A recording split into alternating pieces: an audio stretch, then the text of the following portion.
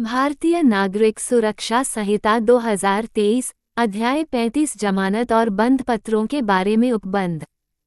धारा 478 किन मामलों में जमानत ली जाएगी। 1. जब अजमानतीय अपराध के अभियुक्त व्यक्ति से भिन्न कोई व्यक्ति पुलिस थाने के भारसाधक अधिकारी द्वारा वारंट के बिना गिरफ्तार या निरुद्ध किया जाता है या न्यायालय के समक्ष उपस्थित होता है या लाया जाता है, और जब वह ऐसे अधिकारी की अभिरक्षा में है उस बीच किसी समय या ऐसे न्यायालय के समक्ष कार्यवाहियों के किसी प्रक्रम में जमानत देने के लिए तैयार है, तब ऐसा व्यक्ति जमानत पर छोड़ दिया जाएगा। परंतु यदि ऐसा अधिकारी या न्यायालय ठीक समझता है तो वह ऐसे व्यक्ति से जमानत पत्र लेने के बजाय उसे इसके पश्चात उपबंधित प्रकार से उसकी उपस्थिति के लिए बंद पत्र निष्पादित करने पर उन्मोचित कर सकेगा। यदि ऐसा व्यक्ति निर्धन है और प्रतिभू देने में असमर्थ है तो उसे ऐसे उन्मोचित करेगा। स्पष्टीकरण: जहां कोई व्यक्ति अपनी गिरफ्तारी की तारीख के 1 सप्ताह के भीतर जमानत पत्र देने में असमर्थ है, वहां अधिकारी या न्यायालय के लिए यह उपधारणा करने का पर्याप्त आधार होगा कि वह इस परंतुक के प्रयोजनों के लिए निर्धन व्यक्ति है। परंतु यह और कि इस धारा की कोई बात धारा 135 की उपधारा 3 या धारा 492 के उपबंधों पर प्रभाव डालने वाली नहीं समझी जाएगी।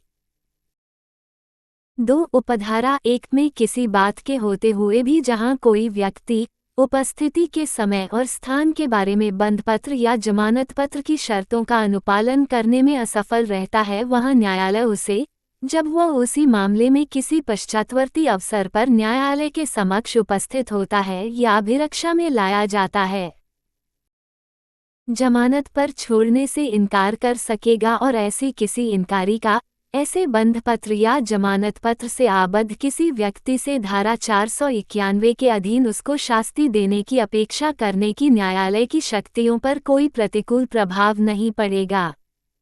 धारा 479 अधिकतम अवधि जिसके लिए विचाराधीन कैदी निरुद्ध किया जा सकता है। 1. जहां कोई व्यक्ति किसी विधि के अधीन किसी अपराध के लिए इस संहिता के अधीन जो ऐसा अपराध नहीं है जिसके लिए उस विधि के अधीन मृत्युदंड या आजीवन कारावास एक दंड के रूप में विनिर्दिष्ट किया गया है, अन्वेषण, जांच या विचारण की अवधि के दौरान कारावास की उस अधिकतम अवधि के कारावास जो उस विधि के अधीन उस अपराध के लिए विनिर्दिष्ट की गई है, आधे से अधिक की अवधि के लिए निरोध भोग चुका है, वहां वह न्यायालय द्वारा जमानत पर छोड़ दिया जाएगा।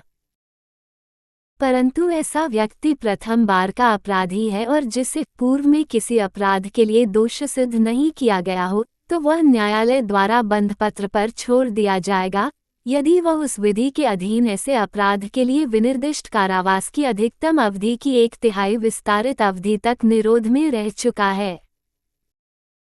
परंतु यह और कि न्यायालय लोक अभियोजक की सुनवाई के पश्चात और उन कारणों से जो उस द्वारा लेखबद्ध किए जाएंगे, ऐसे व्यक्ति के उक्त आधी अवधि से दीर्घतर अवधि के लिए निरोध को जारी रखने का आदेश कर सकेगा या उसके बंध पत्र के बजाय जमानत पत्र पर उसे छोड़ देगा। परंतु ये भी कि कोई भी ऐसा व्यक्ति अन्वेषण, जांच या विचारण की अवधि के दौरान उस विधि के अधीन उक्त अपराध के लिए उपबंधित कारावास की अधिकतम अवधि से अधिक के लिए किसी भी मामले में निरुद्ध नहीं रखा जाएगा। स्पष्टीकरण: जमानत मंजूर करने के लिए इस धारा के अधीन निरोध की अवधि की गणना करने में अभियुक्त द्वारा कार्यवाही में हुए विलंब के कारण भोगी गई निरोध की अवधि को अपवर्जित किया जाएगा। 2. उपधारा 1 में किसी बात के होते हुए भी तथा उसके तीसरे परंतुक के अधीन रहते हुए जहां किसी व्यक्ति के विरुद्ध या एक से अधिक अपराध या बहु मामले अन्वेषण, जांच या विचारण के लिए लंबित हैं तो उसे न्यायालय द्वारा जमानत पर नहीं छोड़ा जाएगा। 3. जेल का अधीक्षक जहां अभियुक्त व्यक्ति निरुद्ध है, यथास्थिति उपधारा 1 में उल्लिखित अवधि का आधा या 1/3 पूर्ण होने पर ऐसे व्यक्ति को जमानत पर छोड़ने के लिए उपधारा 1 के अधीन न्यायालय को कार्यवाही करने के लिए तुरंत लिखित में आवेदन करेगा। धारा 480 अजमानती या अपराध की दशा में कब जमानत ली जा सकेगी? 1. जब कोई व्यक्ति जिस पर अजमानती या अपराध का अभियोग है या जिस पर यह संदेह है कि उसने अजमानती या अपराध किया है, पुलिस थाने के भारसाधक अधिकारी द्वारा वारंट के बिना गिरफ्तार या निरुद्ध किया जाता है या उच्च न्यायालय या सेशन न्यायालय से भिन्न न्यायालय के समक्ष उपस्थित होता है या पाया जाता है, तब वह जमानत पर छोड़ा जा सकेगा। किंतु यदि यह विश्वास करने के लिए उचित आधार प्रतीत होते हैं कि ऐसा व्यक्ति मृत्यु या आजीवन कारावास से दंडनीय अपराध का दोषी है, तो वह इस प्रकार नहीं छोड़ा जाएगा। यदि ऐसा अपराध कोई संज्ञेय अपराध है और ऐसा व्यक्ति मृत्यु, आजीवन कारावास या 7 वर्ष या उससे अधिक के कारावास से दंडनीय किसी अपराध के लिए पहले दोषसिद्ध किया गया है, या वह 3 वर्ष या उससे अधिक के किंतु 7 वर्ष से अधिक की अवधि के कारावास से दंडनीय किसी संज्ञेय अपराध के लिए 2 या अधिक अवसरों पर पहले दोषसिद्ध किया गया है, तो वह इस प्रकार नहीं छोड़ा जाएगा। परंतु न्यायालय ये निर्देश दे सकेगा कि खंड I या खंड E में निर्दिष्ट व्यक्ति जमानत पर छोड़ दिया जाए यदि ऐसा व्यक्ति शिशु है या कोई महिला या कोई रोगी या शिथिलांग व्यक्ति है। परंतु यह और कि न्यायालय ये भी निर्देश दे सकेगा कि खंड E में निर्दिष्ट व्यक्ति जमानत पर छोड़ दिया जाए यदि उसका ये समाधान हो जाता है कि किसी अन्य विशेष कारण से ऐसा करना न्यायोचित तथा ठीक है।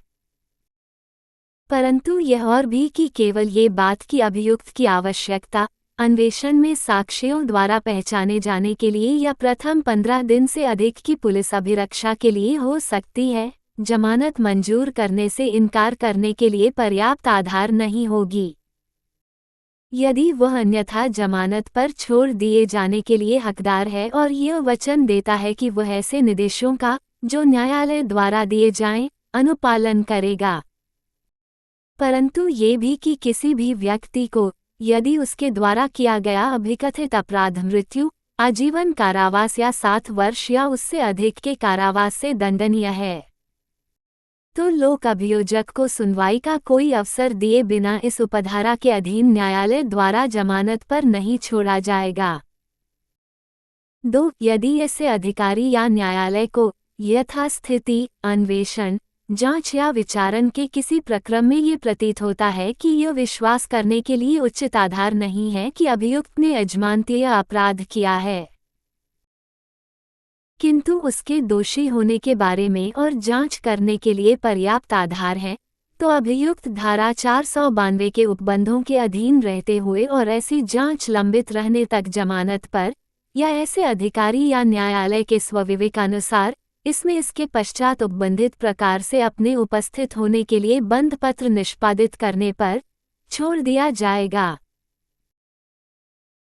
3. जब कोई व्यक्ति जिस पर ऐसे कारावास से जिसकी अवधि 7 वर्ष तक की या उससे अधिक की है, दंडनीय कोई अपराध या भारतीय न्याय संहिता 2023-2023 का 45 के अध्याय 6, अध्याय 7 या अध्याय 17 के अधीन कोई अपराध करने या ऐसे किसी अपराध का दुष्प्रेरण या षड्यंत्र या प्रयत्न करने का अभियोग या संदेह है, उपधारा 1 के अधीन जमानत पर छोड़ा जाता है, तो न्यायालय ये शर्त अधिरोपित करेगा कि ऐसा व्यक्ति इस अध्याय के अधीन निष्पादित बंधपत्र की शर्तों के अनुसार उपस्थित होगा। कि ऐसा व्यक्ति उस अपराध जैसा जिसको करने का उस पर अभियोग या संदेह है कोई अपराध नहीं करेगा, और कि ऐसा व्यक्ति उस मामले के तथ्यों से अवगत किसी व्यक्ति को न्यायालय या किसी पुलिस अधिकारी के समक्ष ऐसे तथ्यों को प्रकट न करने के लिए मनाने के लिए प्रत्यक्षता या अप्रत्यक्षता उसे कोई उत्प्रेरणा, धमकी या वचन नहीं देगा या साक्ष्य को नहीं बिगाड़ेगा, और न्याय के हित में ऐसी अन्य शर्तें भी जिसे वह ठीक समझे अधिरोपित कर सकेगा। 4. उपधारा 1 या उपधारा 2 के अधीन जमानत पर किसी व्यक्ति को छोड़ने वाला अधिकारी या न्यायालय ऐसा करने के अपने कारणों या विशेष कारणों को लेखबद्ध करेगा।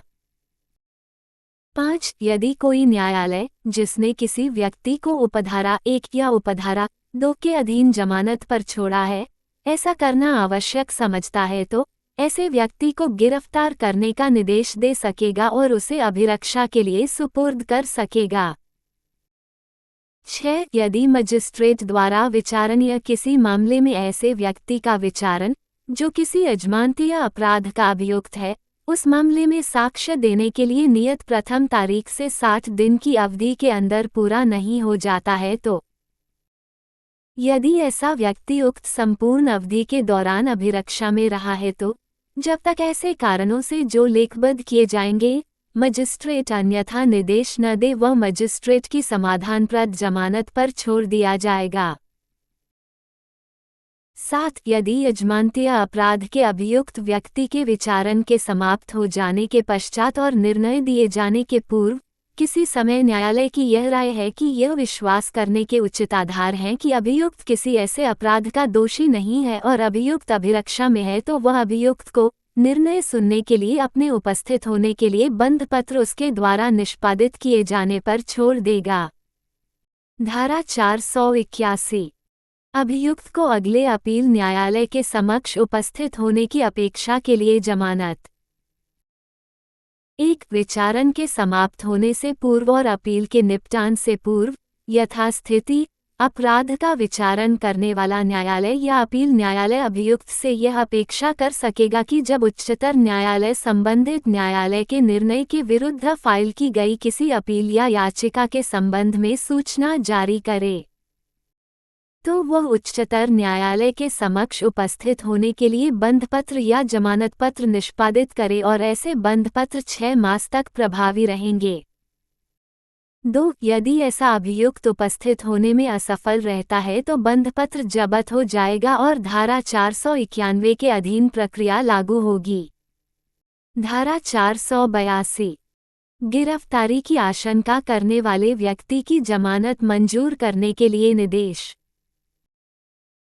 1. जब किसी व्यक्ति को यह विश्वास करने का कारण है कि हो सकता है उसको किसी अजमानती अपराध के किए जाने के अभियोग में गिरफ्तार किया जा सकता है तो वह इस धारा के अधीन निर्देश के लिए उच्च न्यायालय या सेशन न्यायालय को आवेदन कर सकेगा और यदि वह न्यायालय ठीक समझे तो वह निर्देश दे सकेगा कि ऐसी गिरफ्तारी की स्थिति में उसको जमानत पर छोड़ दिया जाए।